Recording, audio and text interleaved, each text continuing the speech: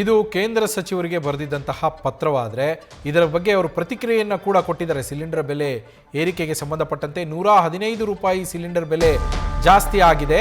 Hotel ಮಾಲೀಕರು ಮಾಡ್ತಾ ಇರೋದು ಸರಿಯಾಗೇ ಇದೆ.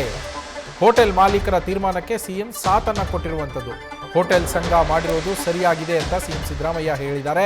ಗ್ಯಾಸ್ ದರ ಏರಿಕೆ ಬಗ್ಗೆ ಇದು ಸಿಎಂ ಸಿದ್ದರಾಮಯ್ಯನವರು ನೀಡಿರುವಂತಹ ಪ್ರತಿಕ್ರಿಯೆ. ಅಂದರೆ ಸಿಲಿಂಡರ್ ಪೂರೈಕೆ ಸರಿಯಾಗಿ ಆಗದೇ ಇದ್ದಲ್ಲಿ, ರೇಟ್ ಹೆಚ್ಚಾಗಿರೋದು ಸರಿ ಹೋಗದೇ ಇದ್ದಲ್ಲಿ ಹೋಟೆಲ್ಗಳನ್ನು ನಾವು ತಾತ್ಕಾಲಿಕವಾಗಿ ಬಂದ್ ಮಾಡಬೇಕಾಗತ್ತೆ ಅಂತೇಳಿ ಏನು ಹೋಟೆಲ್ ಮಾಲೀಕರ ಸಂಘ ಹೇಳ್ತಾ ಇದೆ, ಅದರ ಬಗ್ಗೆ ಹೋಟೆಲ್ ಸಂಘದ ಹೇಳಿಕೆಯ ಬಗ್ಗೆ ಅವರು ಪ್ರತಿಕ್ರಿಯೆ ನೀಡಿ ಅದನ್ನು ಸಮರ್ಥಿಸಿಕೊಂಡಿದ್ದಾರೆ ಸಿಎಂ ಸಿದ್ದರಾಮಯ್ಯ.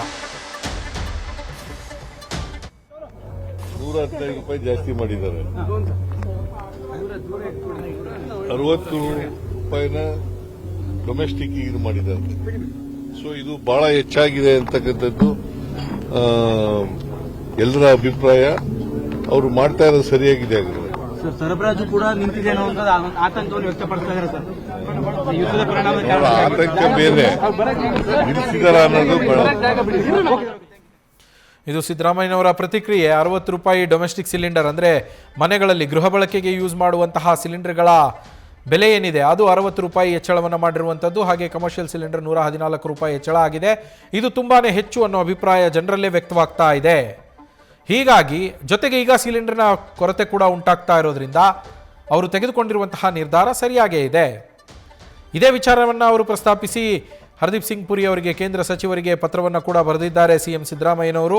ನೋಡಿ, ಈ ಥರದ ಸಮಸ್ಯೆ ಇದೆ, ಅದಕ್ಕೋಸ್ಕರ ದಯವಿಟ್ಟು ನೀವು ಈ ಪರಿಸ್ಥಿತಿಯನ್ನು ಹತೋಟಿಗೆ ತೆಗೆದುಕೊಂಡು ಬನ್ನಿ ಅಂತೇಳಿ. ಅಂದರೆ ಸಿಲಿಂಡರ್ಗಳನ್ನು ಖರೀದಿ ಮಾಡೋದಕ್ಕೆ ಅವಕಾಶ ಸಿಗ್ತಾ ಇಲ್ಲ ಈಗ ಅಂತೇಳಿ ವರದಿಗಳೇ ಬರ್ತಾ ಇದ್ದಾವೆ.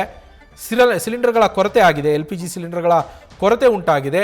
ದಯವಿಟ್ಟು ಈ ಕೊರತೆಯನ್ನು ನೀಗಿಸುವಂತೆ ಕ್ರಮವನ್ನು ಕೈಗೊಳ್ಳಿ ಅಂತೇಳಿ ಸಿಎಂ ಸಿದ್ದರಾಮಯ್ಯ ಕೇಂದ್ರ ಸಚಿವ ಹರ್ದೀಪ್ ಸಿಂಗ್ ಪುರಿ ಅವರಿಗೆ ಪತ್ರವನ್ನು ಬರೆದು ಒತ್ತಾಯಿಸಿದ್ದಾರೆ.